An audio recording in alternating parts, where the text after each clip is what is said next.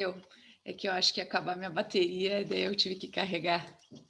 E aí, deixa eu ver quem é que tá aí. Bom dia, Iago. Tudo bem? Bom dia, Vitória.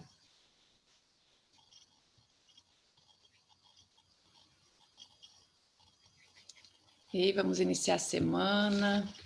Pessoal, queria conversar um pouquinho com vocês a respeito da nossa programação de aula. Né, eu não sei se vocês... ou até um feedback, né? Se vocês conseguirem me dar das aulas de química aí, né? Vocês já devem ter notado aí que a gente já viu 2 livros, e é muita informação, né? Bastante coisa que a gente já viu. Então, a minha ideia é dar uma conversada mesmo com vocês, ver o como é que vocês estão sentindo o conteúdo, se vocês estão conseguindo dar conta. Bom dia, Tainá. Vocês estão conseguindo dar conta? Se vocês precisam de um pit stop, que nem a gente fala, né? Para dar uma recapitulada em alguns assuntos, né? Na realidade, a aula de hoje eu já tinha programado, então eu vou dar a sequência da aula que eu tinha programado. Mas a gente teve uma reunião aí com os profs e com o pessoal da coordenação aí. Bom dia, Dado. E aí ficou essa dúvida aí de como é que vocês estão se sentindo, se vocês têm alguma sugestão, se a gente precisa parar para retomar alguns assuntos, porque assim, né, vocês não têm o livro 3, então eu já sabia que vocês não teriam o livro 3 hoje. Então eu preparei os slides de acordo com o que eu acho assim, como eu posso dizer, no livro 2 que a gente terminou, tinha um pouco de ácidos, um pouco de bases, um pouco de óxidos, um pouco de sais, um pouco de tudo. Como funções inorgânicas é um conteúdo bem denso em termos de matéria, assim, né? Eu vou começar basicamente assim, como eu faço no colégio, tá? Funções inorgânicas, os conceitos, tudo que vem de ácidos, depois tudo que vem de bases, depois tudo que vem de sais, depois tudo que vem de óxidos. Porque a gente ficar estudando um pouquinho de cada função, talvez fique mais difícil para o aluno compreender, né? Agora, daqui a pouco, se a gente vai estudar só ácidos, daí tu sabe, o que eu preciso saber de ácidos? Eu preciso saber definição, reações, classificação, nomenclatura, aplicações, propriedades, tá? O que eu preciso saber de base? Eu preciso saber definição, as reações, todas as classificações, as propriedades, as nomenclaturas, as aplicações. Então, eu tinha planejado isso, tá? Independente de a gente já ter visto um pouco de nomenclatura de funções inorgânicas, pelo menos a gente vai dar uma fragmentada. Vai trabalhar só ácidos, daqui a pouco a gente vai trabalhar só bases, depois só sais, só óxidos, tá? Mas, de qualquer maneira, eu queria ver se vocês não têm alguma sugestão ou algo para contribuir, assim, para que as nossas aulas sejam até mais aproveitadas e que daqui a pouco mais exercícios, né? Aulas de exercícios ou exercícios que a gente possa tirar dúvida. Não precisa ser dessa matéria, pode ser de outras matérias que vocês acham que precisa dar uma revisada, né? Tipo um diagnóstico, assim, porque a gente vai ter mais tempo para estudar, né? E aquilo que eu falei para vocês, né? A gente já terminou 2 livros, né? Então, eu acho que seria bom. Não, para mim seria muito bom ouvir o que vocês têm para me dizer. Se... Bom dia, Lara, Henrique, entraram há pouco. E aí, pensem aí. Sugestões, críticas, qualquer coisa que, né, contribuam para o desenvolvimento das nossas aulas.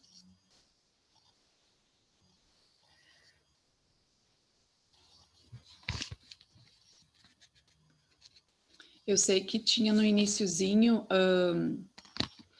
a ideia de mandar listas e depois pedir, não manda, já tem as do livro.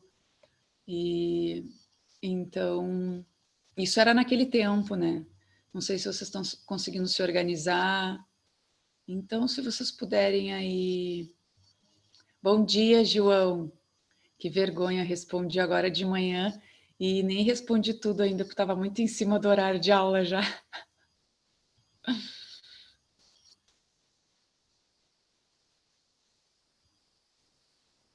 Ei, pessoal, vamos lá, alguém vai se manifestar? Ninguém quer se manifestar? Ah, e se vocês acharem melhor também me chamar lá no privado para me dar um feedbackzinho das aulas, o que a gente pode fazer, vocês estão como é que vocês estão se sentindo? Boa.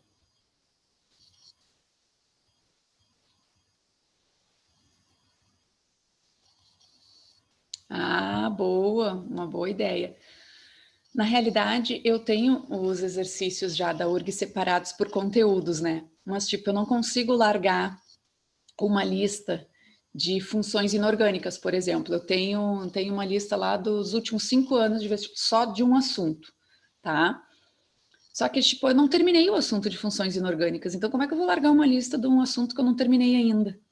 Eu até tive dificuldade para montar uma lista aí, mas eu montei, mas assim, é muito difícil tu conseguir uma lista de conteúdos, de questões do vestibular que só fale de ácidos. Os exercícios falam de todas as funções inorgânicas, então fica mais complicado. Agora, tudo bem, se é para pegar talvez uma prova de química antiga que eu possa largar para vocês fazerem e depois a gente poder discutir em aula, é uma boa dica, uma ótima sugestão. Podemos sim, podemos. Que daí a gente dá uma... Sempre tá dando uma revisada no conteúdo, né? Uma boa. Vou aderir a essa sugestão, então. Mais alguma coisa? De qualquer forma, hoje depois da aula eu vou largar uma listinha aí, tá? Alguém vai estar adiantado, mas eu vou largar uma lista. Aí, para vocês irem vendo como é que vocês estão nesse último conteúdo aí que a gente trabalhou e tal.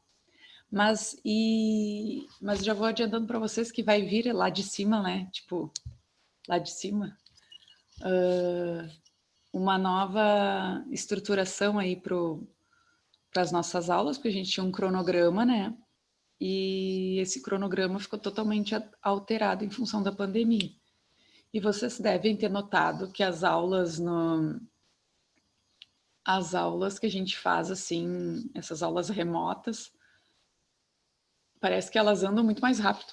Aliás, parece não, elas andam muito mais rápido, né? Porque os slides estão todos prontos, a gente não está lá escrevendo no quadro, fazendo um exercício, nananana, né?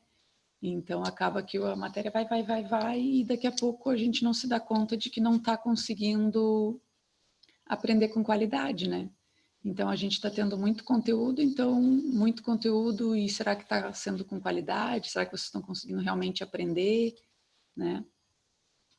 Mas uma boa dica essa de fazer provas bem mais antigas, talvez seja uma boa forma de estar sempre retomando o conteúdo. Está sempre retomando o conteúdo. É isso, então. Só o dado para me dar um feedback.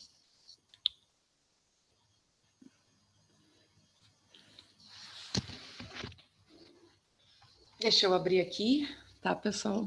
Os nossos slides que eu já tinha planejado para a aula de hoje.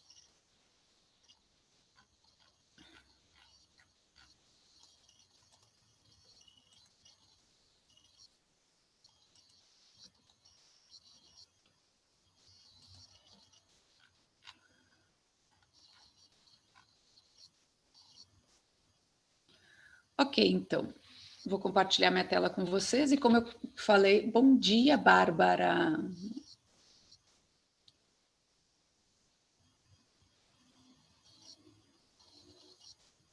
Bárbara tá aí?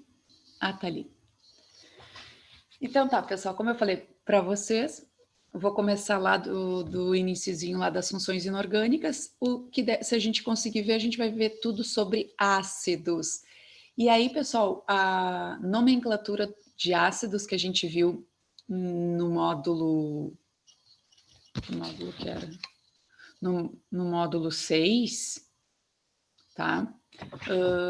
Eu vou ver um outro tipo de nomenclatura, porque eu só vi aquela nomenclatura porque era que estava no livro de vocês sobre inox. Daí hoje a gente vai ver um outro tipo de nomenclatura, como é que a gente pode fazer para dar o nome sem ser a regra do número de oxidação. Por que que eu vou dizer isso, pessoal? Porque se a gente tem a fórmula, a gente calcula o NOx e aplica a regra, tá? Tipo, para quem não está lembrando lá dos ácidos oxigenados, né, os oxiácidos, a gente calcula o NOx do elemento central. Se o NOx é 1 e hiposo, 2 e 3 e 4 é oso, 5 e 6 termina com ico, e NOx mais 7 termina com perico. Só que o problema é o seguinte, João, quando a gente tem o nome para dar a fórmula, a gente não consegue. Porque a regra que o livro trouxe, essa regra do NOx, ele serve quando tu tem a fórmula para dar o nome. A recíproca não é verdadeira, o contrário não dá. Eu não consigo, não tem nenhuma regra que diga o contrário, se for pelo NOx. Então, quando eu tenho o nome do ácido para dar a fórmula, é bem mais complicado. A não ser que seja um ácido tipo ácido sulfúrico. Daí, né, todo mundo sabe que é um ácido sulfúrico. Agora, se a gente pegar ânions tipo o clórico, o brômico, tá? O iódico, daí não tem como a gente saber. Daí a gente vai ver uma outra regra hoje para poder usar, que é a que eu uso na realidade no colégio, tá? Que é mais fácil para o aluno entender. Só que daí ele não vai decorar aquelas regras do perico e coso lá, né? Vai ser de um outro jeito, sem NOx, tá? Bom, enfim, vamos lá então para os ácidos. Então, a gente vai começar propriamente dito assim.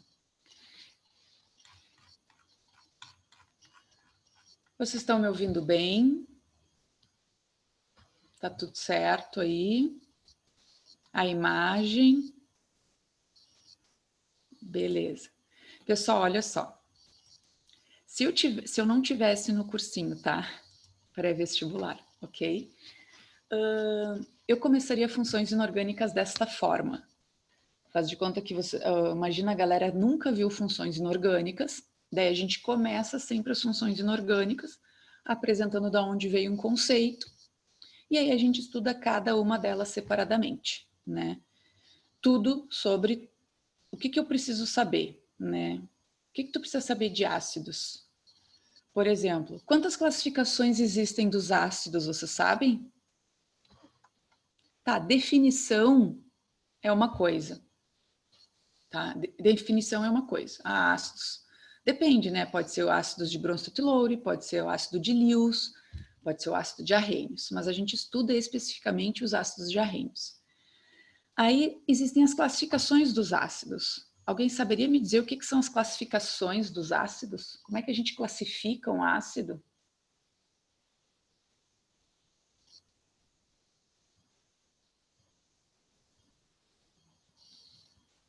Ou pelo menos quantas classificações existem? Ó, boa, força dos ácidos, muito importante. O que mais? Força é uma. Assim como a gente tem a força das bases também. Ácidos e bases são as duas primeiras funções inorgânicas que a gente estuda bem detalhadamente. Tá? Então, e a gente tem a força dos ácidos, a gente tem a força das bases. O que mais?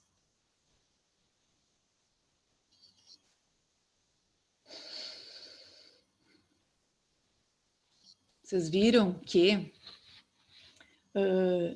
estudando fragmentado, que nem a gente estudou ali no módulo passado, por exemplo, eu dei uma classificação. Qual foi a classificação que eu dei? Eu dei quanto à presença de hidrogênios, por exemplo. Não quanto à presença de oxigênio. Se pode ser um hidrácido, se pode ser um oxiácido. Tá? Então, na realidade, quando a gente fala das funções inorgânicas, a gente precisa saber todas as classificações, como é que a gente classifica.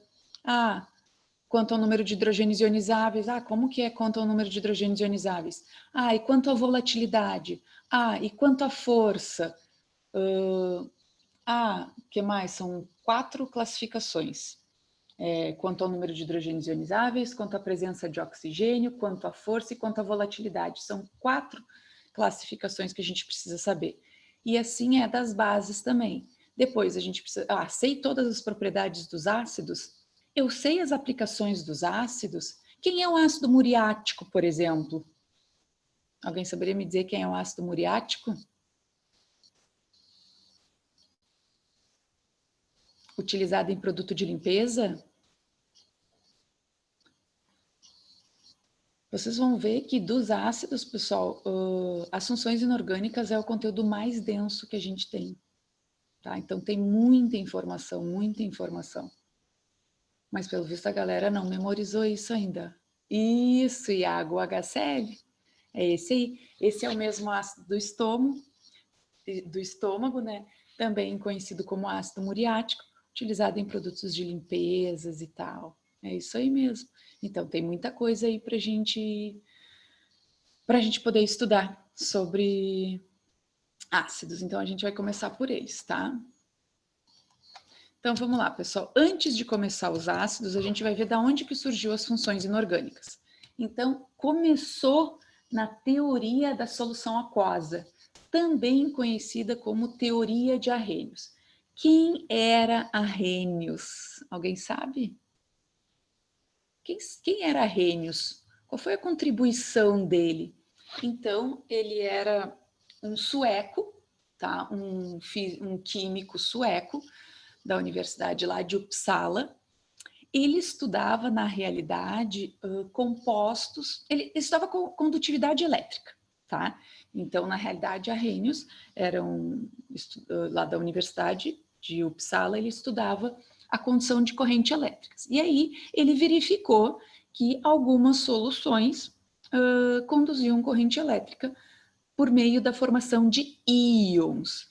Então, ele descobriu que algumas substâncias são capazes de conduzir corrente elétrica por meio da presença de íons, né? Na realidade, ele que introduziu o conceito, eu já tinha falado isso numa outra aula, ele que introduziu o conceito de dissociação, né, iônica e de ionização. Só que é diferente, né? Os dois formam íons, mas um é específico para um composto covalente e para um molecular e outro para um composto iônico. Ele ganhou o Nobel em 1900, por aí, devido a esse trabalho aí de condutividade elétrica. E a partir desse trabalho de condutividade elétrica que ele introduziu os conceitos de ácidos e bases. Só que começou o estudo nessa teoria aí de algumas substâncias, né? Como é que ele testava? Esse aí era o equipamento dele, esse era o experimento dele. Ele colocou uma solução de açúcar ali, né? Colocou, botou numa lâmpada e verificou que a lâmpada não acendeu, não acendia. E aí ele verificou que se ele colocasse um sal comum e colocasse, ele não aparece muito também apagadinho, mas se vocês prestarem bem atenção, tem uma luminosidadezinha ali. Tá? Então a lâmpada acenderia. Isso era um experimento bem simples e foi a partir daí, desse experimento, que ele introduziu os dois conceitos. Ele introduziu o conceito de dissociação iônica e o conceito de ionização. Então, o que é dissociação iônica? Na realidade, aqui, pessoal, a dissociação iônica ela não é uma reação química que acontece. Por quê? Alguém sabe o que é um retículo cristalino? Não adianta eu botar aqui a dissociação e separação de íons de um retículo cristalino. O que é um retículo cristalino?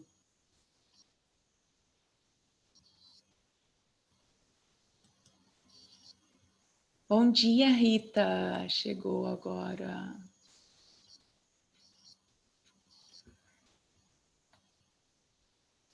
E aí, pessoal, nada? O que é um retículo cristalino?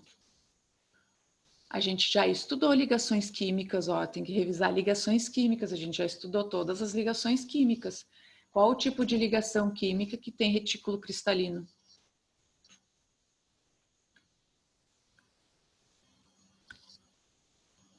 Vamos acordar. Boa, iônica. Então, o que é um retículo cristalino em si? Tá, agora eu dei uma dica porque eu falei assim, está ali... não sei o que tu quis dizer a organização. Porque, na realidade, pessoal, retículo cristalino é um aglomerado, olha o termo, é um aglomerado de íons. Só que o que acontece? O composto iônico, quando ele está juntinho assim, ele tem o cátion e o ânion juntinho. Então, tem um monte de aglomerados de íons, que seria isso aqui, ó. Deixa eu ver se aparece aqui no desenho que eu botei. Aqui, ó. Esse coisinho aqui, ó, por isso que eu não quis botar o desenho. Esse... deixa eu pegar isso aqui. Isso aqui, ó. Nossa, apaguei o negócio quase. Ficou muito feio. Esse cara aqui, ó, é um aglomerado de íons. Isso é o retículo cristalino. O que é isso aqui no estado sólido? Quando ele está no estado líquido, ó, fundido, não aqui como está no exemplo dissolvido em água. Quando ele está no estado líquido, esse aglomerado de íons, eles tendem a se afastar, formando... deixando o cátion e o ânion mais afastados. Daí por isso que o composto iônico, quando fundido, conduz corrente elétrica e no estado sólido não conduz. Mas o que está acontecendo aqui? Tá, ó. O que está acontecendo aqui nesse composto? Eu tenho retículo cristalino, não existe uma reação química, existe na realidade uma interação, o termo é interação. Deixa eu ver uma coisa aqui, se eu consigo mostrar para vocês. Peraí, deixa eu sair daqui. Vocês estão assistindo a tela aí, né? Mas eu vou tentar abrir aqui para vocês uma dissociação do NaCl, por exemplo. Para vocês verem que não é uma reação química que acontece. Deixa eu ver vídeos. Aqui, é 35 segundos, pessoal. Olha aqui. Vou mostrar aqui para vocês, ó. Bem rapidamente. Não é uma reação química, tá? Como é que eu faço agora para compartilhar o meu Google? Aqui. Olha aqui, pessoal. Dissociação do NaCl. Espera aí que eu vou aumentar a tela aqui, ó. 35 segundos. Tem que ser muito rápido para olhar. Espera aí, stop. Vê se vocês conseguem enxergar aí, ó.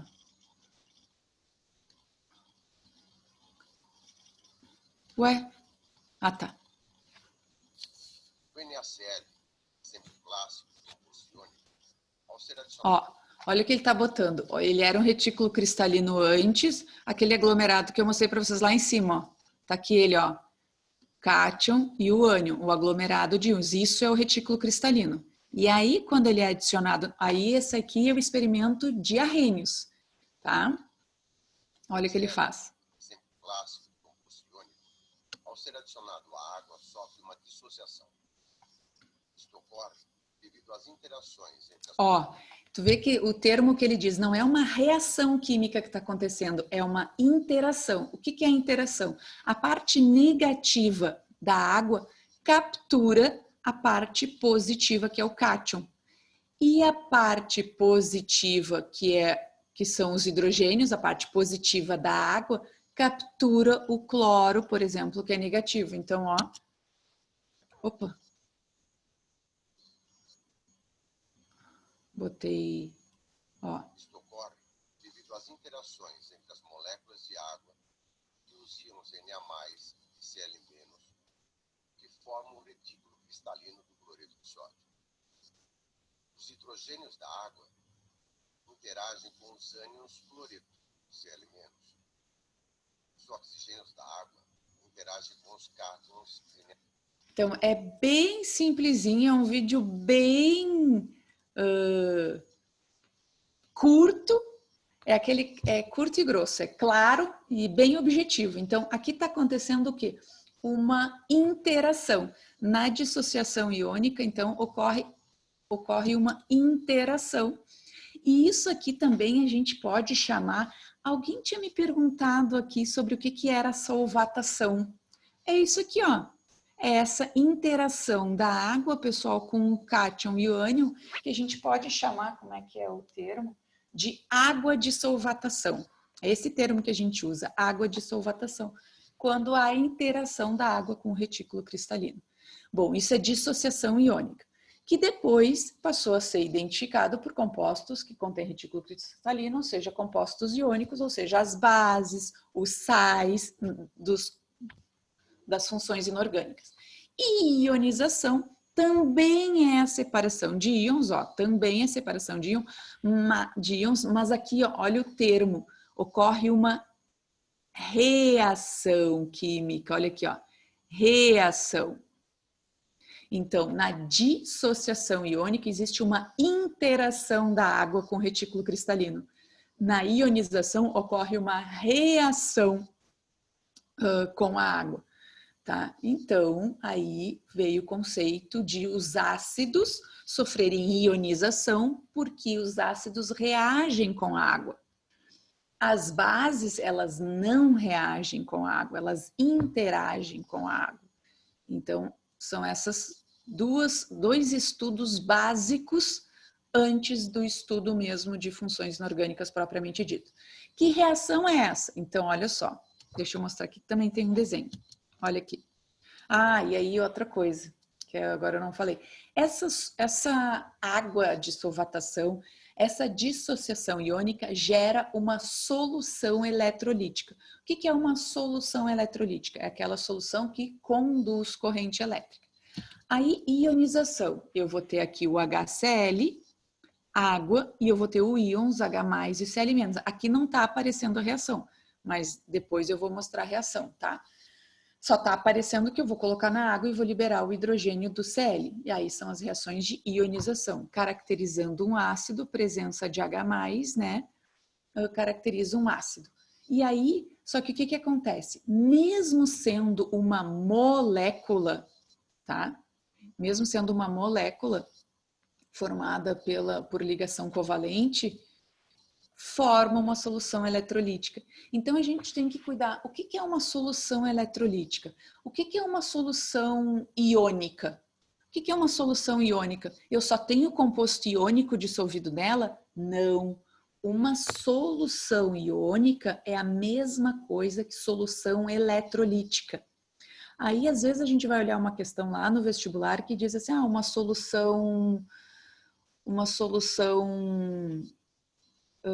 iônica é porque tem um composto iônico dissolvido. Não, uma solução iônica é porque tem íons dissolvidos. Então, qual é o termo? Vocês tinham que ter, pessoal, um dicionáriozinho da química, né, para alguns termos. Então, solução eletrolítica é a mesma coisa que solução iônica. Uma solução iônica pode ter um composto molecular que forma íons e um composto iônico que forma íons, tá? Então, cuidado. Solução iônica pode ser um composto molecular que forma íons, porque solução iônica é sinônimo de solução eletrolítica. Aí, pessoal, veio os conceitos. E aí veio os conceitos de ácidos e bases. Olha a reação aqui que eu falei anteriormente, ó. O que é um ácido de acordo com Arrhenius? Ácidos são todas as substâncias que em água liberam o íon H+. Só que, se eu mostrar a reação do ácido com a água, ele vai formar o íon hidrônio ou o hidroxônio, que é o H3O+. Então, olha só, a água captura aquele hidrogênio aqui e forma o cátion. Porque, claro, o oxigênio vai estar com excesso de elétrons, então ele perde para ficar positivo ali, né? E o cloro vai ficar negativo. Tá? Então, existe essa reação. A nomenclatura oficial da IUPAC é oxônio, mas a gente não usa esse termo. Eu nunca vi aparecer esse termo em nenhuma prova de vestibular, muito menos de Enem. Esse termo oxônio, tá? Geralmente se usa hidrônio, tá? Que é o H3O+, é a união da água com o hidrogênio do ácido. Por isso que eu digo, ó, o que acontece lá nas bases? Lá nas bases tu tem cátion e ânion. Então, não vai ter uma reação da água com o hidrogênio do OH? Porque tá o cátion e o OH é o teu ânion, então o H não vai se separar do O, tá? Então ali vai haver uma interação apenas. E aí a gente simplifica as reações de ionização assim, ó. Esta reação que está sendo representada aqui é a mesma essa, só que tem que botar com água em cima, né? As duas teriam que ter água em cima. Essa não precisa porque eu estou somando com a água. E essa eu coloco a água sobre a seta e identifico. Bom, aí, pessoal, genericamente a gente tem isso, ó. Ácido em água forma o H+, e o ânion correspondente. Isso são chamadas as reações de, tudo em água, isso são chamadas reações de ionização. Então, ácidos sofrem ionização. Ácido, toda substância que em água libera o íon H+. Então, eu posso liberar... Ah, e outra coisa. Vocês vão ter que aprender, né, a fazer essa separação de íons. Como é que vocês vão fazer a separação de íons? Então, quando eu tenho um hidrácido, que é um ácido que não tem oxigênio, não vai ter problema nenhum, né? Tu vai separar o H do ânion. Cuidado quando vocês têm o NO3, quando vocês têm o SO4, quando vocês têm o CO3, quando vocês têm o PO4, que eles não se separam. Os ácidos, tu vai separar o hidrogênio dos demais. Como é que vocês vão saber a carga? Alguém saberia me dizer como é que eu vou descobrir a carga do ânion sem memorizar? Tipo, se eu botar aqui o H4, P2O5, por exemplo. Como é que vocês fariam a reação de ionização? Como é que seria aqui, ó, se eu botasse aqui o H4, P2O5 em água? Como é que ficaria? Quantos hidrogênios ionizáveis eu teria?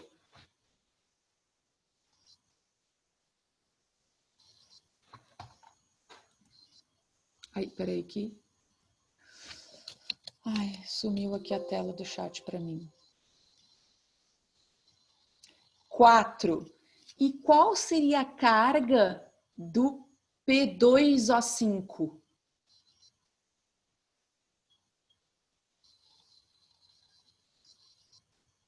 Como é que eu vou descobrir a carga do P2O5?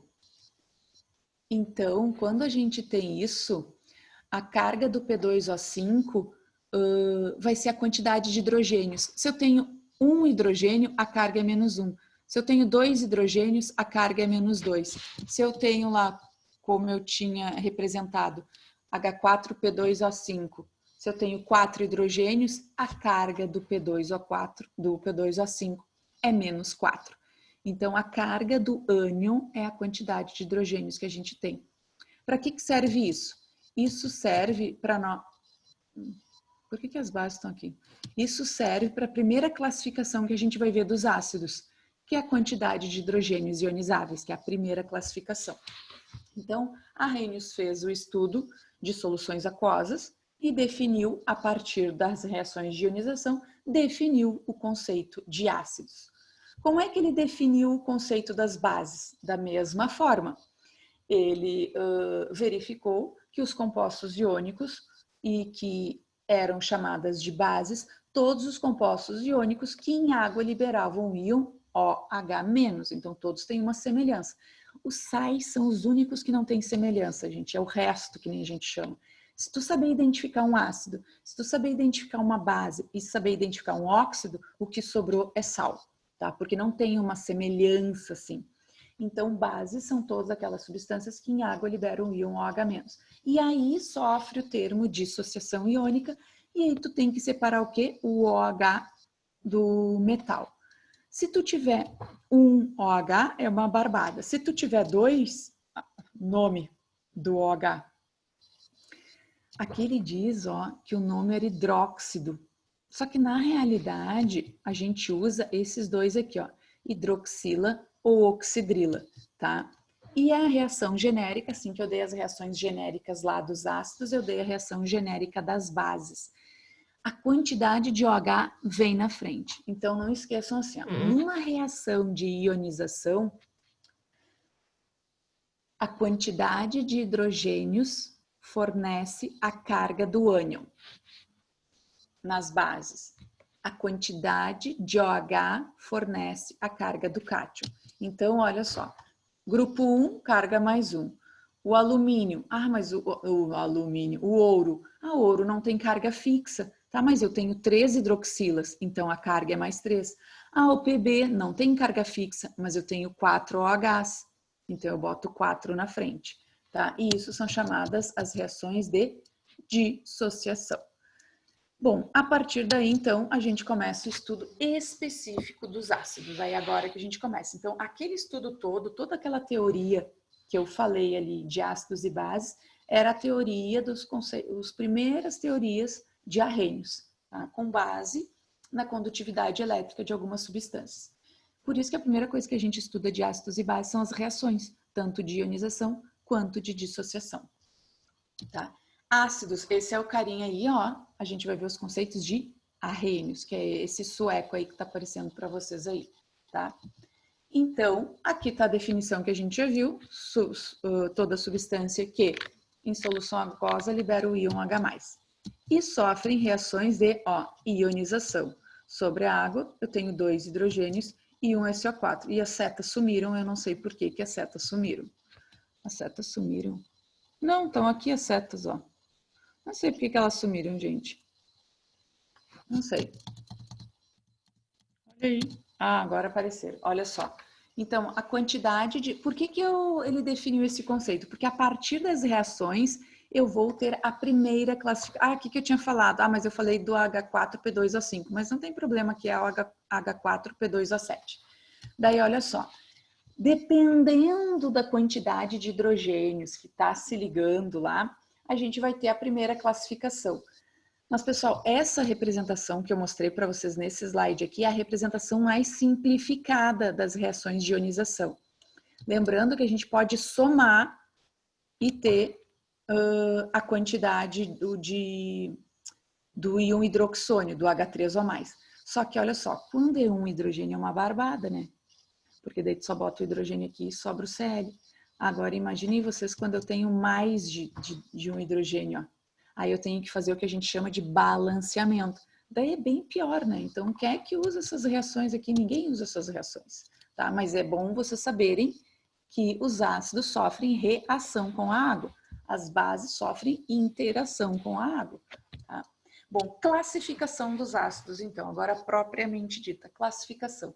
Primeira classificação que a gente vai ver, quanto ao número de hidrogênios ionizáveis. O que são hidrogênios ionizáveis? São aqueles liberados na água. Mas todos os hidrogênios são ionizáveis? Não, infelizmente não. Então, pessoal, quando nós temos um hidrácido, ou seja, ácido, que não tem oxigênio, todos são ionizáveis. A gente tem poucos hidrácidos, em torno de 7, 8 apenas hidrácidos. A grande maioria dos ácidos são oxiácidos, ácidos com oxigênio. Então, imaginem vocês aqui, número de hidrogênios ionizáveis. Eles podem ser um monoácido. O que significa um monoácido? Que tem apenas um hidrogênio ionizável. Tá? Eu dei só 2 exemplos aqui de hidrácidos, tá? Mas eu posso ter um oxiácido. Por quê? Não, eu vou falar no próximo slide. Por que esse hidrogênio é ionizável? Mas eu ia perguntar, não sei se alguém saberia me dizer, né? Como é que vocês sabem que no oxiácido o hidrogênio é ou não é ionizável? Vocês saberiam me dizer isso? Todos os hidrogênios dos hidrácidos são ionizáveis, eles vão se separar. Por que alguns hidrogênios dos oxiácidos não reagem com a água? Vocês saberiam me dizer? Sim, não? Já ouviram falar disso?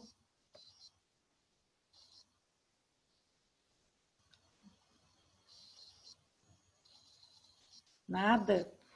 Então, monoácido, um hidrogênio ionizável, por enquanto, né? Faz de conta que todos os hidrogênios que existem são ionizáveis. Diácidos, o que são diácidos? São aqueles que têm 2 hidrogênios. Esse coisa era para estar em cima, ó. Esse coisa aqui, ó. Peraí. Esse coisa era para estar lá em cima. Então depois eu esqueço. Ó. Diácidos, porque tem 2 hidrogênios ionizáveis. Alguém falou aqui. Deixa eu ver. Não, não é por causa do tipo de ligação. É por... Depende o que tu quer dizer com o tipo de ligação. É tipo de ligação de alguém com alguém? Ou tipo de ligação iônica covalente metálica? Depende, ficou muito vago para mim. Tipo de ligação pode ser iônica covalente metálica. Não, não é por causa disso, porque os ácidos são formados por ligações covalentes. Até por isso que eles sofrem ionização. Ácidos são covalentes.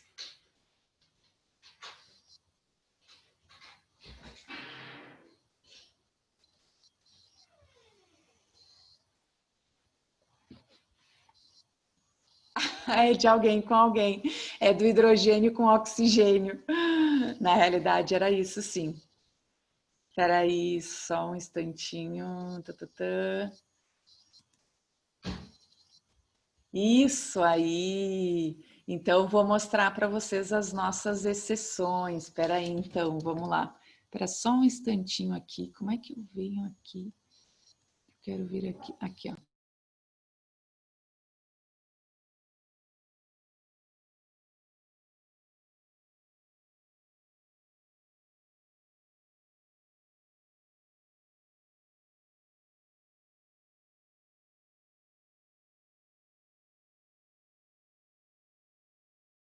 Espera aí, gente. Desculpa que eu tive um contratempozinho aqui. Tá, volta para lá, então. Os hidrogênios, quando estão ligados aos oxigênios, eles são ionizáveis. Então, por exemplo, aqui, uma barbada aqui no... Vou desenhar aqui, ó. Olha aqui. S compartilha com oxigênio. Lembrando que o hidrogênio é apaixonado pelo oxigênio, então eles se ligam. Forma uma dativa aqui e uma dativa aqui. E aí o que acontece? Quando a água entra em contato com esse ácido, ele encontra esse hidrogênio que tem uma grande diferença de eletronegatividade aqui. Por que o SO4 é menos 2? Esse cara fica negativo, esse cara fica negativo porque ele perde esse hidrogênio e esse perde esse hidrogênio. Então ficou H2 nada, 2H+, esse e esse, mais o SO4, que é todo esse aqui, menos 2. Tá? Então é isso que acontece. São ionizáveis os hidrogênios que estão diretamente ligados ao átomo de oxigênio. Então, alguém com alguém é o hidrogênio com oxigênio. Agora, um triácido.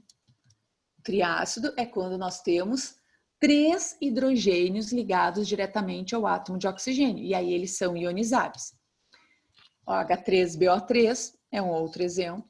E um tetrácido, que é o último caso, a gente pode ter um mono, di, tri ou tetra. Não existe, pessoal, 5 hidrogênios ionizáveis. A gente não tem nenhum ácido que seja H5 alguma coisa. Não tem. Ou é 1, ou é 2, ou é 3, ou é 4. Então, tem bibliografias que chamam de poliácido. Só que o problema é que poliácido, se fosse 4 ou mais, como não tem de 4 ou mais, é tetrácido. Que aí é o caso do ácido pirofosfórico. E aí a gente tem que ter um cuidado. Qual é o cuidado? Tá? Olha aqui, esse mais era para estar aqui, ó.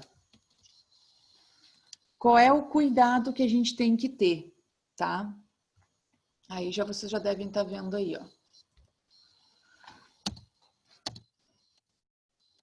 Qual é o cuidado que a gente tem que ter?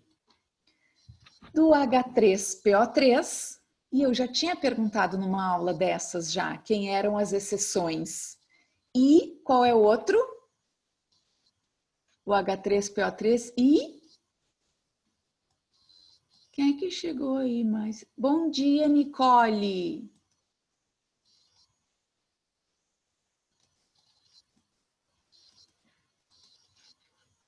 Quem é outro? Quem é outro? Quem é outro? Alguém colocou aqui no chat. O chat some para mim, eu não sei porquê. Bom dia! O H3PO2. Então, por que que eles são, pessoal? Sumiu a minha tela.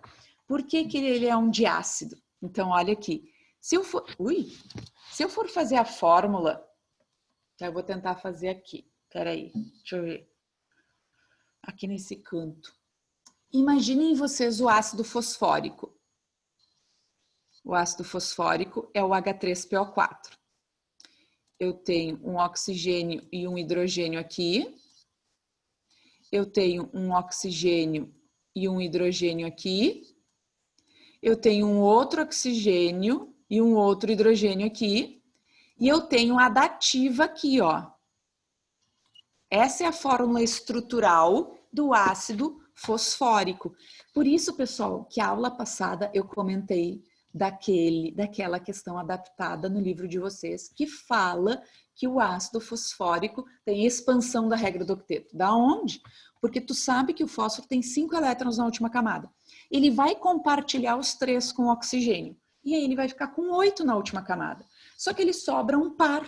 E esse um par, ele compartilha com o oxigênio. Então, o fósforo, ele não pega os elétrons do oxigênio. Ele faz uma dativa para o oxigênio. Ah, mas tem uma bibliografia que diz que ele faz uma ligação simples. Independente que ele fizesse uma ligação simples, o oxigênio é mais eletronegativo, os elétrons do fósforo estão mais perto do oxigênio e não do fósforo. Então, assim, ó, ficou muito forçada aquela questão lá da expansão. Tá aqui, ó, a justificativa tá aqui, ó. A gente está fazendo ela na prática. Aí, olha aqui, ó, 1 hidrogênio ionizável, 2 hidrogênios ionizáveis, 3 hidrogênios ionizáveis. Olha, o H3PO3 é um irmãozinho do H3PO4. O que acontece daí, pessoal? Eu vou por etapas, ó. Permanece a dativa e olha o que acontece aqui, ó. E diminui um oxigênio, ó. Diminui um oxigênio. Então, ai, que droga. Então, fica aqui o hidrogênio, ó. Por exemplo, aqui é o H3PO3. H3, 1, 2, 3. PO3, tá aqui, ó, é o próximo. Quantos hidrogênios ionizáveis eu tenho? 2. Por que esse hidrogênio não é ionizável? Porque ele não está ligado ao oxigênio. Então, na realidade, quando a gente entende a fórmula do ácido, fica mais fácil de a gente memorizar. Porque a gente não decora aquilo que a gente não sabe, que não entende. Então, se vocês partirem do princípio, que o princípio é a fórmula do ácido fosfórico, que é o H3PO4, tira um oxigênio, a dativa ela vai permanecer, tá? Claro, isso da fórmula estrutural não vai mudar. Aí o que acontece? Tu perde um oxigênio e esse hidrogênio se liga ao fósforo. Então, esse hidrogênio ele não é ionizável. Então, vai ficar HPO3 menos 2. Por que menos 2? Porque saiu esse hidrogênio e esse hidrogênio. Agora, imaginem vocês o H3PO2. Vai sair mais o quê? Vai sair mais um oxigênio. Olha aqui, vai sair mais um oxigênio. Da onde que vai sair mais um oxigênio? Daqui, ó. Vai sair esse cara aqui. Vou apagar ele aqui. E vai entrar o hidrogênio diretamente ligado ao fósforo, ó. Entendeu? Fica o H3PO2. Quantos hidrogênios tem ligado ao oxigênio? 1. Então, o H3PO2 é um monoácido. Então, cuidado com estas exceções. Basicamente, ele pode aparecer, faz bastante tempo, faz uns 5 anos mais ou menos, porque eu já olhei as provas para fazer a lista. Para fazer a lista da URGS para vocês, eu olhei a prova dos últimos 5 anos, né? E caem de funções inorgânicas em torno do módulo 6, que é do nosso livro aí, cai em torno de 2 a 3 questões. 2 a 3 questões sempre, tá? E ano sim, ano não, cai NOx, tá? E o ano passado caiu NOx? O ano passado não caiu NOx, esse ano vai cair NOx. Tá? É batata, ano sim, ano não, cai NOx. E aí de ácidos também. Sempre vai cair ácidos na prova, sempre, sempre. Às vezes 2 questões, às vezes 3. Tá? E misturado com outros, às vezes até com constante de ionização do ácido, com propriedades pH e essas coisas. Então, cuidado com essas duas exceções, tá? Faz tempo que elas não aparecem, mas eu sempre aposto que em algum momento ela vai aparecer, tá? Porque antigamente aparecia com mais frequência. Depois eu acho que começou a ficar muito difícil, porque eu sempre acho, pessoal, que a prova da URGS vem ficando mais fácil do que as outras mais antigas. Mas enfim, vamos lá então. Era só para deixar bem claro aí, de acordo com a estrutura. Se vocês entendessem a estrutura, eu acho que ia ficar mais fácil. Cuidado então, tem 3 hidrogênios, mas é diácido. O H3PO3 tem 3 hidrogênios, mas é um monoácido, tá ok? Bom, segunda, barbada, vou passar rapidinho essa aqui porque a gente já viu, quanto à presença de oxigênios. Ou é um hidrácido, ou seja, que não tem oxigênio na estrutura, ou ele é um oxiácido, ou seja, que tem oxigênio na estrutura. Cuidado, pessoal, oxiácidos e óxido ácido são coisas diferentes. Oxiácidos são ácidos que têm oxigênio. Óxido ácido é uma função óxido molecular que reage com a água e forma ácido. Então, cuidado com os termos. Óxido ácido é uma coisa, oxiácido é outra coisa, que tem oxigênio na estrutura. Se eu quiser saber quais são os óxidos que originaram esses caras aqui, o que eu tenho que fazer? A gente já viu a aula passada? Como a gente descobre os óxidos que formam estes ácidos?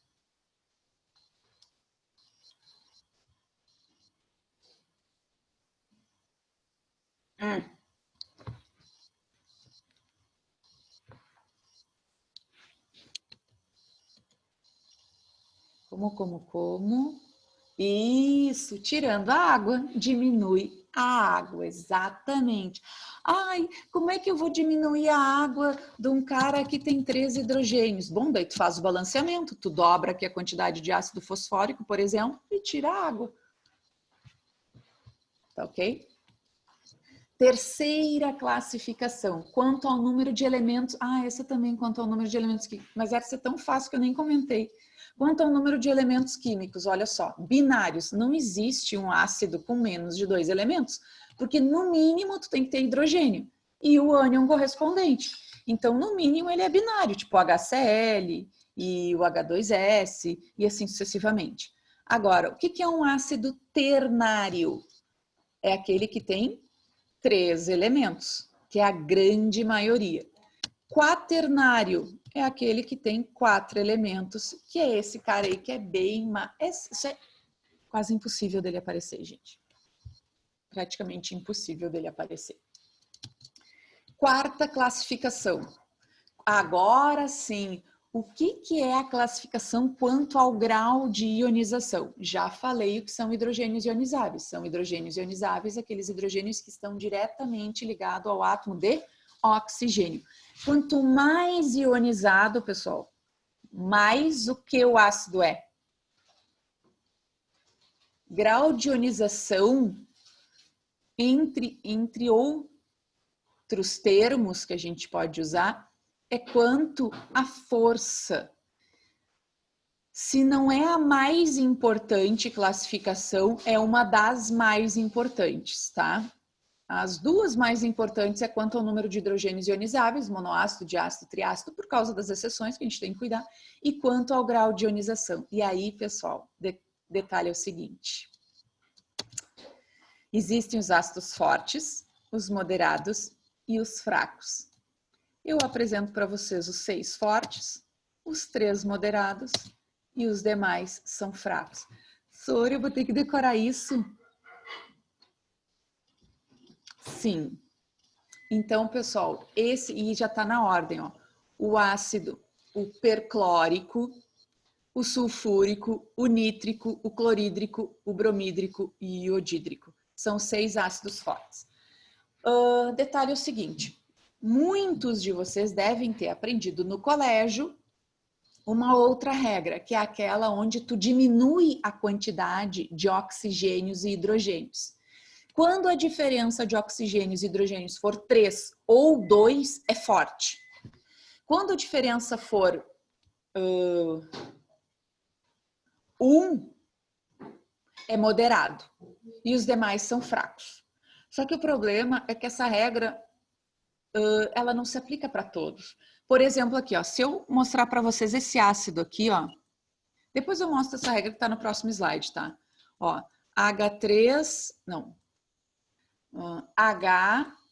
HBrO4, por exemplo, tá? O HBrO4. Eu tenho 4 oxigênios e um hidrogênio, a diferença deu 3. E o ácido sulfúrico, a diferença deu 2, e o ácido sulfúrico é mais forte. Então, cuidado com esta classificação, tá ok? O que é mais seguro? Saber os 6 ácidos fortes e os 3 moderados. Tá vendo? Ó, 2 menos 1, 1. 4 menos 3, 1. Então, aqui a diferença deu 1. Por que eu estou me referindo aos oxiácidos? Porque geralmente cai oxiácidos. Os hidrácidos são esses aqui, ó. Cloro, bromo e iodo, tá? Tá aumentando o número atômico aqui, aumenta o número atômico. Não, acho que não tem diferença nem de eletronegatividade nem de número atômico, porque olha aqui, ó, o HF é mais eletronegativo e é moderado, então não tem isso, tá? É um ácido moderado, o ácido fluorídrico, apesar de ter a maior diferença de eletronegatividade, tá? Então não é por esse critério. O critério é realmente o grau de ionização. O grau de ionização, pessoal, ó, é a relação entre o número de moléculas ionizadas e o número de moléculas que eu adicionei. Então, eu adiciono um número de mols X e um número de mols Y se ioniza. O cálculo é esse aqui, ó. Alfa é a representação do grau de ionização, então a gente representa pela letra alfa. Isso vocês vão estudar um pouco mais em equilíbrio químico. Vocês vão estudar essa formulazinha aqui. E aí vocês vão descobrir alfa maior que tantos por cento é forte, fraco. Aí vocês vão estudar as constantes de ionização. Quanto maior a constante, maior o ácido, mais forte o ácido e assim sucessivamente. Mas aqui eu já vou dando um spoiler para vocês, lá da matéria do final do ano, praticamente, que vocês vão ver equilíbrio químico, tá? Então, o número de moléculas ionizadas sobre o número de moléculas dissociadas vezes 100%. E aí vocês vão ter isso aqui, ó. Esse é o resultado, então essa tabelinha é bem importante. Se o resultado de vocês for maior ou igual a 50%, o ácido é forte. Se ele for entre 5 e 50, ele é moderado. Se ele for igual ou menor que 5%, é um ácido fraco, tá? Mas nem sempre, e vocês vão ver quando eu largar a lista para vocês, tipo, nos últimos 5 anos, nenhuma vez caiu alfa. Caiu o cálculo do alfa, mas ele fala, o grau de ionização é maior. Tipo, o ácido fosfórico tem grau de ionização maior que o ácido sulfúrico. Então, ele está falando de força. Então, tu tem que saber quem são os mais fortes, quem são os moderados, e o resto tudo é fraco, tá? Mas caso tenha o alfa, é uma barbada, porque daí tu só interpreta, né? Maior que 50% sabe que é forte. Ah, um ácido 92%, forte. Um ácido 3%, fraco, tá? 30%, moderado, ok? Então, cuidado com esta propriedade, pessoal, ela é uma das mais importantes. Deixa eu ver só uma coisa aqui. Quem é que saiu aqui? O dado, a Bárbara, o João. Tá. Continuando aqui, ó. O que eu tinha falado, ó? Cadê? Ué, pessoal, só um pouquinho. Ah, eu troquei a ordem dos slides. Deu. Eu tinha invertido uma ordem aqui, ó. Ó, grau de ionização, ok. E agora sim, para os oxiácidos, a gente pode calcular essa formulazinha aqui, ó. Número de átomos de oxigênios menos o número de átomos de hidrogênios. Então, se a diferença for 0, é um ácido fraco. Se for 1, é médio. Se for 2, é forte. Se for 3, é muito forte. Então, é um cálculo que a gente pode fazer, tá? Mas eu sugiro esse cálculo dentre os fracos, para tu colocar em ordem crescente ou decrescente de acidez. Aí tudo bem, tá? Ali, ó, que faltou aquilo ali, ok? Então, se vocês precisarem colocar em ordem crescente de acidez ou decrescente, aí vocês usam esse cálculozinho aqui. Quanto maior for, ó, tanto é que ele bota aqui, ó, 4 Menos 1, 3, muito forte, forte, tá? Médio, tá? Então, pode usar esse critério também. Mas esse aqui eu diria que é o mais fácil, mas ele não vai te resolver todas as questões. Se for uma questão um pouco mais difícil, aí tu precisa desse critério aqui, esse aqui. E aí tu usa o segundo critério como uma classificação dentre os fracos. Aí tu usa essa classificação. Tá ok? Então essa aí é a classificação quanto ao número de hidrogênios ionizáveis ou quanto à força. Última classificação, nós falei em 4, já estou em 5, né? Quanto à volatilidade, o que é volátil? O que é volátil? É aquilo que evapora com facilidade ou evapora a baixas temperaturas. Existem, a maioria dos ácidos são voláteis, tá, pessoal? A maioria dos ácidos evaporam com facilidade. E aí eu coloquei aqui alguns, o ácido fluorídrico, clorídrico, cianídrico, sulfídrico, o nítrico, tá? Mas existem os ácidos fixos. Se ele não é volátil, a gente diz que ele é fixo. O que é considerado um ácido fixo, pessoal? O ácido sulfúrico, o ácido bórico e o ácido fosfórico. Pessoal, por quê? Porque é considerado um ácido fixo aqueles que têm ponto de ebulição. Então, olha só, volatilidade evapora com facilidade. E eu estou falando de um ácido fixo, então ele não evapora com facilidade. Média de temperatura, 100 graus. Tudo que for acima de 100 graus não é volátil, é fixo. Só para vocês terem uma ideia, o ácido sulfúrico, por exemplo, evapora a 340 graus. Então, não tem nada de volátil, né? O ácido bórico, 300 graus. E o ácido fosfórico, mais baixo, 158. Está acima de 100, é um ácido fixo. Pode até existirem outros, tá? Mas esses são os mais importantes. Ah, eu preciso saber a temperatura? Claro que não. Vocês não vão precisar decorar o ponto de ebulição dos ácidos. Mas vocês têm que fazer um tome nota aí, ó, e colocar que os ácidos acima de 100 graus são fixos. Básico. E aí, se te der uma tabela, um gráfico com ponto de fusão e ebulição, tu já sabe diferenciar. Tá ok? Então, essas são as 5 classificações. Olha o que a gente já viu. Conceito, reações de ionização e 5 classificações. E agora a gente vai para as propriedades dos ácidos. O que um ácido tem? Sabor azedo. Ah, então não posso experimentar num laboratório? Não, né? Mas tu já deve ter comido um limão, uma laranja ácida, alguma coisa assim. Então, ó, botei a representação de frutas cítricas, que a gente chama de frutas ácidas. Ou vinagre também. Então, isso é a propriedade básica dos ácidos. O que mais? Quando a condutividade elétrica, pessoal, olha só. Aí vem o experimento de quem? De Arrhenius, que foi o primeiro conceito que eu dei na aula de hoje. Conduz corrente elétrica em solução. Olha aqui o esquema, olha ali. Ó, viu que bonito o slide, gente? Vou repetir porque ficou muito bonito. Olha só. Tem o esquema da condutividade, a pilha desce, a lâmpada acende. Tu viu que bonito? Deu trabalho, mas ficou bem bonito. Olha lá, isso é da condutividade. Depois nós vamos para a ação dos indicadores. Alguém sabe o que é um indicador?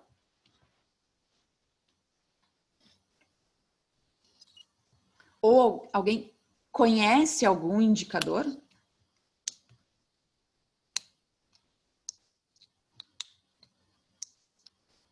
Quais são os indicadores que a gente conhece?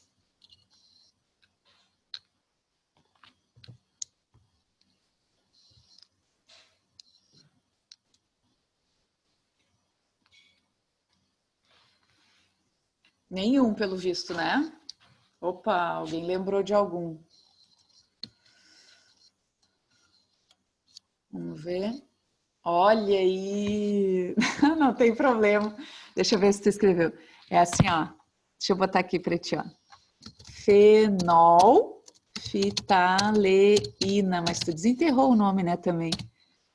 Fenolftaleína. Tava bem perto. Faltou só o L. Fenolftaleína. Faltou só o Lzinho. Tornassol, boa, e agora já tá aparecendo, ó. Fenolftaleína, o papel de tornassol, tá? Depois a gente vê outros aqui, ó. Então, voltando aqui, porque eu gostei muito desse.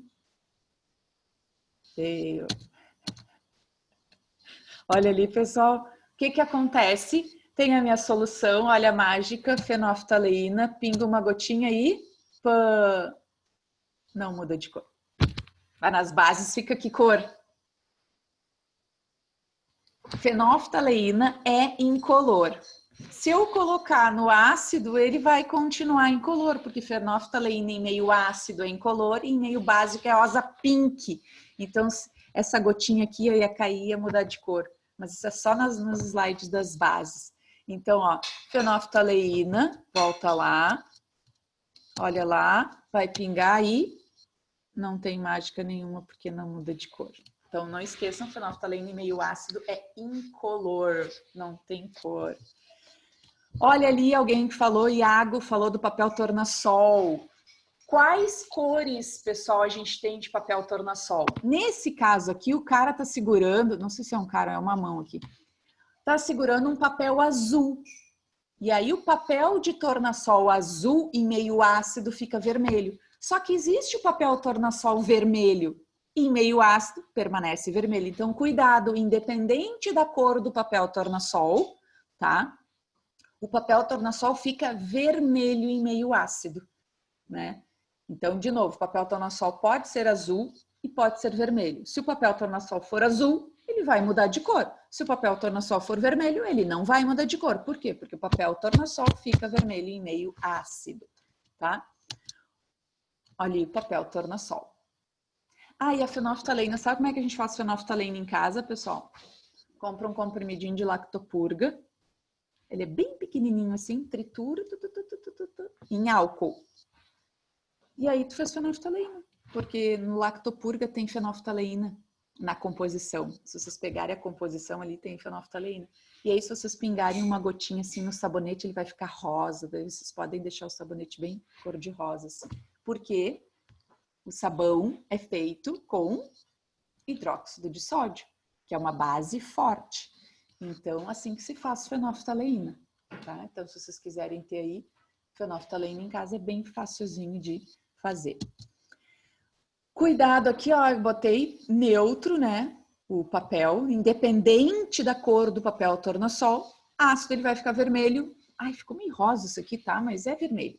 E o básico vai ficar azul. E outra coisa, pessoal, a escala de pH. Vocês já devem ter visto aqueles papeizinhos que a gente mede na piscina e olha ali o pH da piscina. Então, é a escala de pH, é um outro papelzinho. Eu podia ter pegado uma fotografia do papelzinho, não, acabei não pegando. Olha ali, mesma coisa, ó. Escala de pH. Para ser um ácido, pH tem que ser menor que 7, não esqueçam, pH menor que 7 indica ácido, pH maior que 7 indica base. A gente pode até fazer uma previsão, olha só, pessoal, dividir essa escala de pH mais ou menos aqui, ó, deixa eu ver, aqui, deixa eu ver, 7 neutro, a gente pode pegar aqui no 5 e no 3. Então, a gente pode dizer aqui que eu tenho um ácido forte, um ácido moderado e um ácido fraco. Então, a gente pode ter essa escala aqui. Até daqui, não, peraí. Aqui, ó.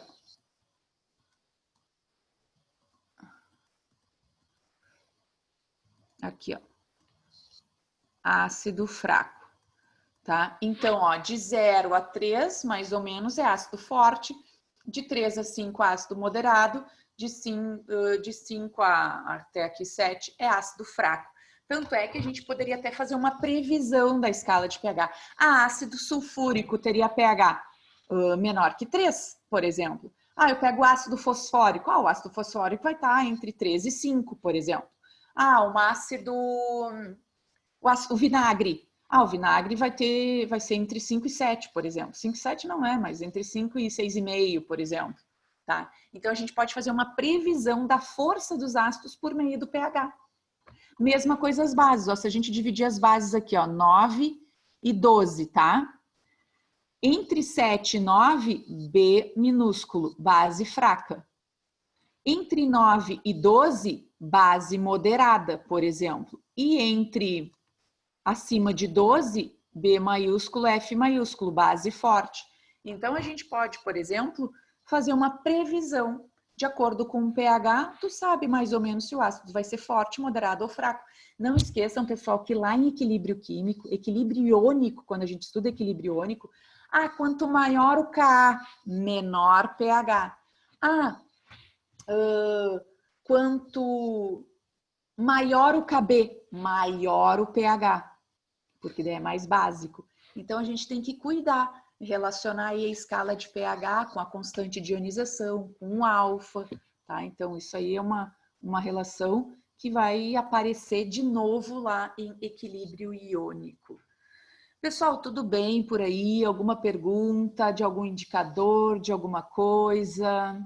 Eu só vou falando, né?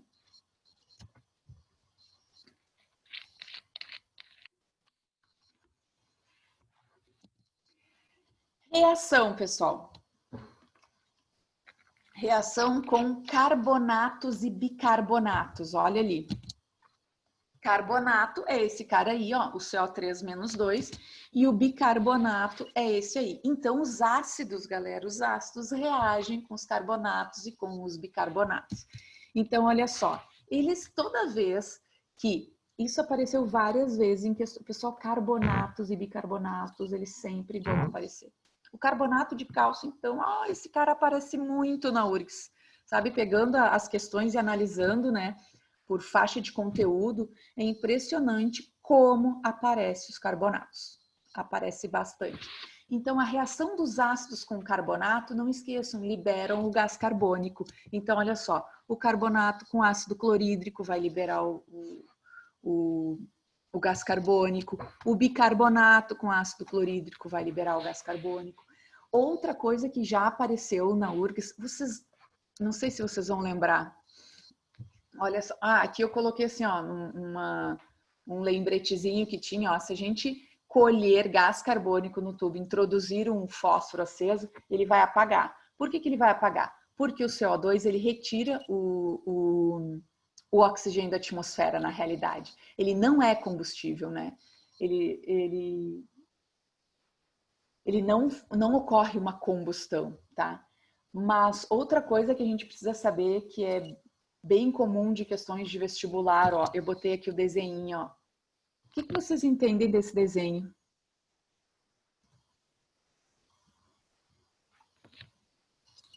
O que vocês entendem esse desenho aqui que eu botei? Por que eu botei esse desenho? Alguém saberia me dizer?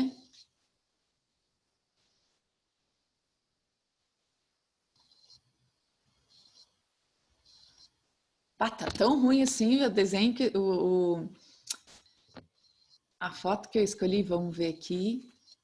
Tá tão...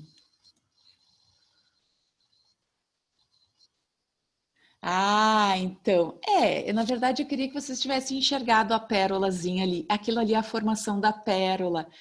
Então, que é basicamente o calcário, o carbonato de cálcio, tá, pessoal? Então, não esqueçam que as conchas lá que produzem pérolas, as ostras, né? Vocês nunca ouviram falar de uma frase que diz assim, ó, uma ostra que nunca foi ferida não produzirá... Como é que diz?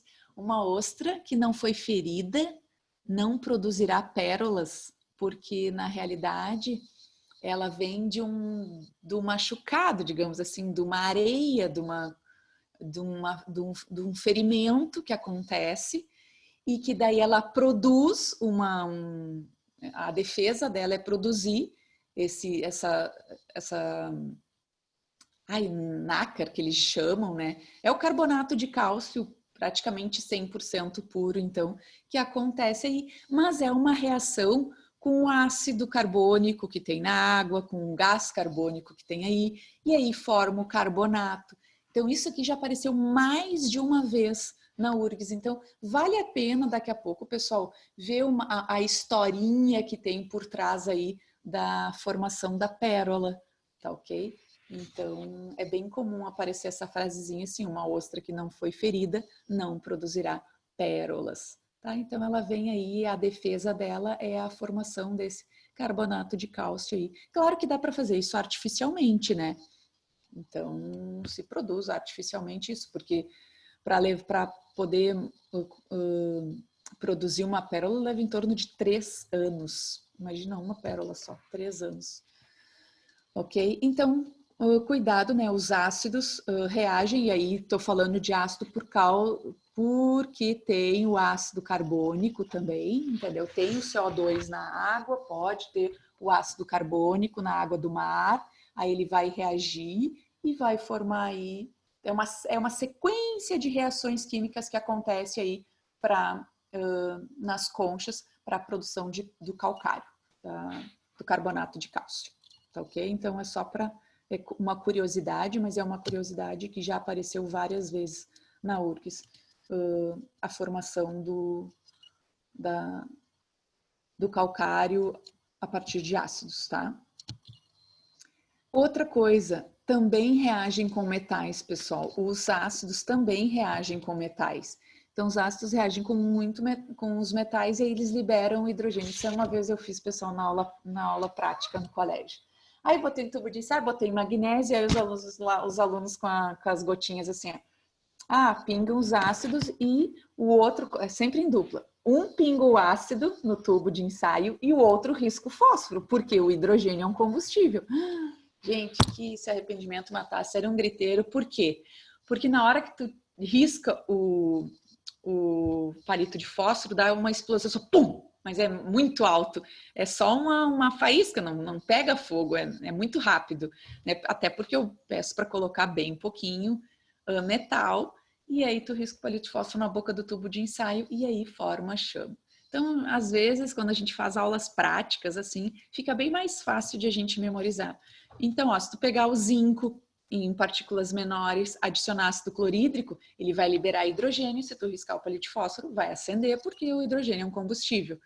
Então, ó, ele é um gás incolor, inodoro, forma com oxigênio uma mistura explosiva. Então, eu coloquei aqui só para vocês lembrarem, ó, por esse motivo que colocamos um palito de fósforo aceso na boca do tubo e contém hidrogênio. Essa aproximação provocará uma pequena explosão. E dá uma pequena explosão mesmo. Eu acho muito engraçado que os alunos... o que a gente vai explodir? Vamos explodir alguma coisa? Aluno, quando vai para a aula de química, a primeira coisa que ele quer fazer, vamos explodir alguma coisa. Vamos fazer metafetamina, vamos fazer não sei o que eles querem, né? Então, quando eu faço uma aula dessas assim, aí dá aquele griteiro todo, porque, nossa, porque é uma mini explosão, sim.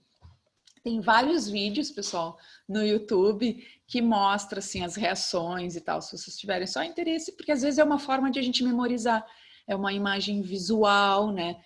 Se a gente faz na prática, também a gente memoriza, mas se a gente não tem condições de fazer na prática, a gente assiste um videozinho, assim, fica mais fácil de a gente memorizar depois. Então, ácidos reagem com carbonatos e bicarbonatos, liberando gás carbônico, e reagem, que não é combustível, né? E reagem com metais, liberando o gás hidrogênio. Tá? Então, fica assim mais ou menos, ó, pessoal, a fotinho do tubo de ensaio, tá? E aí liberando o hidrogênio. Eu acho que eu não tenho aqui, deixa eu ver. Deixa eu só ver uma... tá aqui. Tá, então...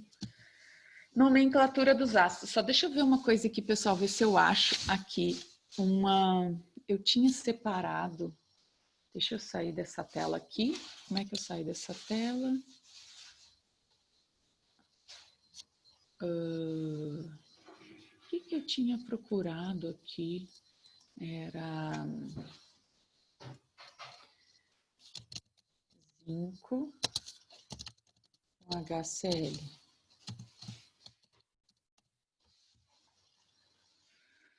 Vamos ver aqui se eu acho, eu mostro para vocês aqui.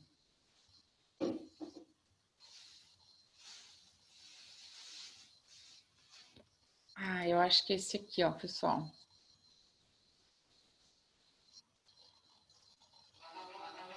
Peraí, que tá tocando já, vocês não estão vendo, né? Aqui. Peraí.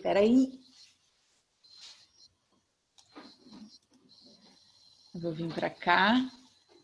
Onde que vocês estão, alunos? Que eu não tô achando agora, vocês perdi. Jéssica, por que tá aparecendo para mim a Jéssica aqui? Tá, voltei.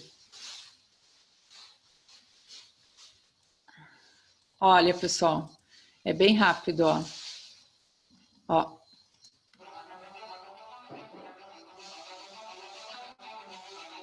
Zinco metálico, ácido clorídrico concentrado, ó. Desmancha completamente, ó. Claro, que ele botou um monte, né? Mas não acho que ele não vai testar com fogo. Acho que eu peguei vídeo errado.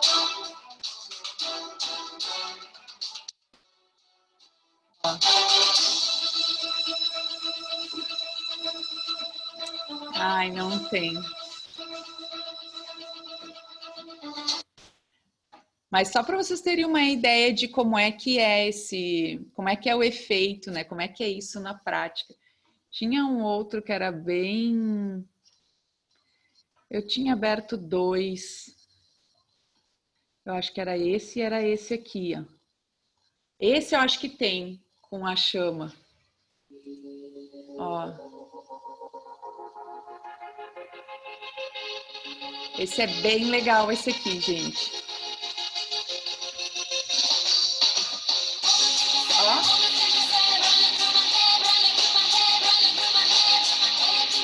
Ai, mas é muito tempo, gente, é 4 minutos. Esse aqui vocês podem, ó, ele dá todos os experimentos.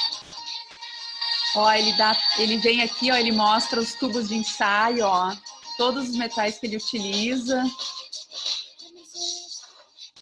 É muito longo, gente, mas assim, ó, vale a pena, assim, vocês pegarem, às vezes, assim, para dar uma olhadinha nessas reações químicas, que é uma forma até de memorizar.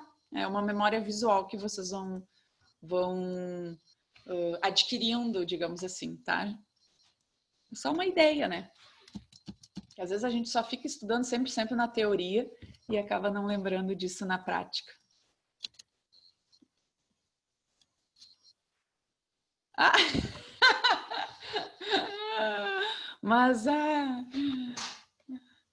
viu? É que assim, né, pessoal, eu sou suspeita porque eu adoro ver alguns vídeos. Às vezes eu fico assistindo assim alguns videozinhos, algumas coisas assim, até para mostrar para os alunos, já que na prática não dá, né? Então a gente fica procurando assim no vídeo.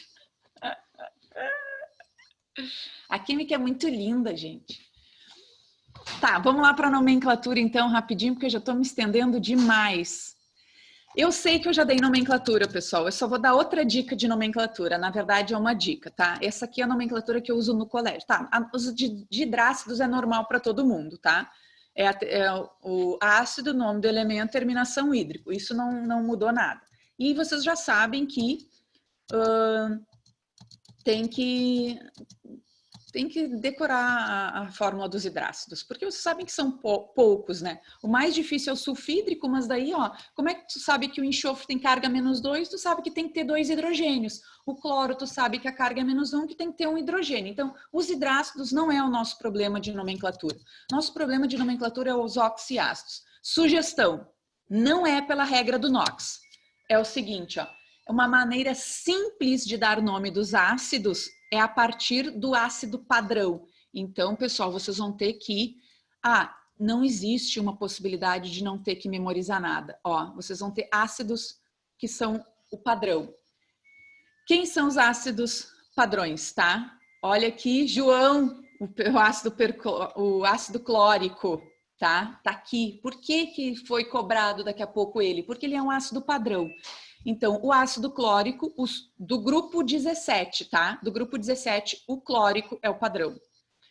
Do grupo 16, o sulfúrico. Do 15, o nítrico.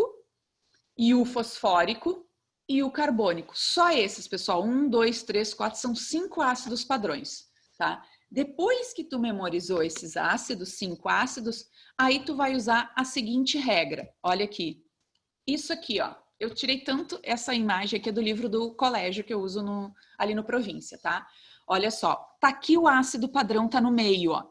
Se tu aumentar, aí fica aquela dúvida, como é que eu vou saber quantos oxigênios tem? Porque é sempre um hidrogênio, né? É só no ácido sulfúrico aqui que tu vai ter 2, no carbônico tu vai ter 2 e no fosfórico tu vai ter 3. O resto é um hidrogênio só.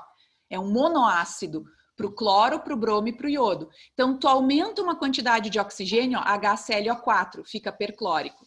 Diminui uma quantidade de oxigênio, fica ácido cloroso. Diminui 2 oxigênios, hipocloroso. Aí tu não precisa de NOx. E tu sabe que o cloro, o bromo e o iodo vão formar monoácidos, é um hidrogênio ionizável. Então, com 4 oxigênios vai ser per, com 3 vai ser só o ico, a perico, só com 3 vai ser ico, com 2 vai ser oso e com 1 vai ser hipooso. E aí vai servir tanto para o bromo como para o iodo. Ó, na prática é isso aqui, ó. Família 17. Perclórico, clórico, cloroso, hipocloroso. Esse é o ácido padrão, ó. Então, com base no ácido padrão, tu descobre os demais. A mesma coisa vai acontecer, ó, eu tô tudo na família 17, a mesma coisa vai acontecer com o bromo, ó, perbrômico, brômico, bromoso, hipobromoso, tá? Isso não é nada de novidade, isso eu dei na aula passada, só que eu dei pelo NOx. Ó, quem é o ácido padrão? Esse é o ácido padrão. Sempre é o com o 3 oxigênios. É HClO3, HBrO3, HIO3, esse é o ácido padrão. Aumenta um oxigênio, perico, diminui um oxigênio, oso, diminui 2 oxigênios, hipooso. Ó, agora eu troquei para iodo, ó. Iódico, HIO3, periódico, iodoso, hipoiodoso, tá? Isso só para a família 17. Então, talvez, João, aquele exercício seja melhor resolvido por esta regra do que pela regra do NOx, que não teria como achar a fórmula. Grupo 16. Ó, quem é o ácido padrão? Ácido sulfúrico. Diminui um oxigênio, é oso. Se aumentasse, seria persulfúrico, mas não existe. Tá? Seria hipossulfuroso, mas não existe. Ó, da família 15. Quem é o padrão? O nítrico. Diminui um oxigênio, nitroso. Tá? Fosfórico, diminui um oxigênio, fosforoso. Diminui 2 oxigênios, hipofosforoso. Tá? E aí tem esse caso aqui, ó, do ácido perfosfórico, mas aí eu acho que para hoje já está de bom tamanho aí. Depois eu falo na aula que vem da desidratação, tá? Vou falar da desidratação deles, do grau de hidratação, tá? Mas a gente não conseguiu terminar ácidos ainda, mas eu acho que com nessa regra aqui seria mais fácil. Pessoal, eu vou ver aí, ó, então, depois eu disponibilizo esses slides para vocês. Eu vou ver então qual será a nossa programação, tá? Aí, se a gente termina ácidos, eu já vou liberar uma lista igual de exercícios hoje para vocês, tá? É bem compridinha, envolve mais funções inorgânicas, mas pelo menos, já que vocês não têm atividade para fazer do livro, porque vocês não têm o livro 3 ainda, eu vou disponibilizar essa lista e daí a aula que vem a gente pode discutir a lista e tal, tá ok? E aí depois eu vou esperar lá o Gustavão lá nos dar, ou a Michele, nos dar a orientação para a programação das próximas aulas. Qualquer coisa me chamem lá no particular e me deem assim um feedback das aulas, o que vocês estão achando, o que vocês gostariam de melhorar, fora a ideia do dado que eu achei bem boa também, que eu já captei aí, tá ok?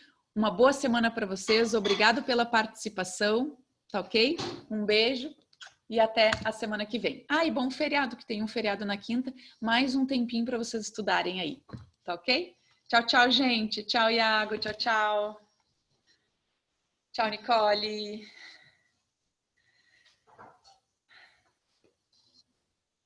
Valeu, meu querido. Tchau, tchau. Tchau, Rita.